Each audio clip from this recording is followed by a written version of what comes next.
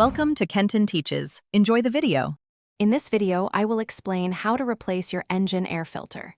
This is a straightforward maintenance task that you can easily do yourself, saving both time and money.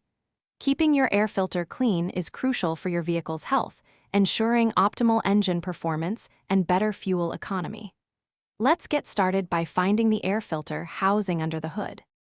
First, open your hood and locate the air filter box, typically a black plastic box on the driver's side.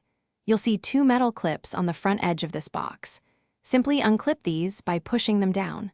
Once the clips are released, carefully slide the top half of the airbox forward a few inches. This action will disengage the three plastic tabs located at the back. Hey everyone, if you're finding this video helpful, please hit that like button and subscribe to the channel for more easy DIY car maintenance guides. And on another note, for all your reading needs, check out the new Kindle Paperwhite. It's perfect for reading manuals or your favorite books anywhere.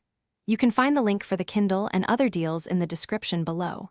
Now, let's get back to the video. With the clips and tabs disengaged, you can now lift the top half of the airbox to reveal the old air filter. Gently pull the old filter straight out of its compartment. Take a moment to inspect it.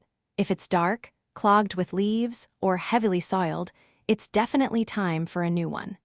You can also use a vacuum or a clean rag to clear any debris from the bottom of the airbox. Now, take your new air filter and carefully place it into the bottom half of the airbox. Ensure the filter's pleats are facing down and that it sits perfectly flat and snug around all edges.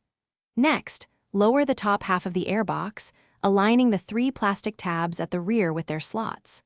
Slide it back into place, then flip the two metal clips upwards to secure the cover tightly.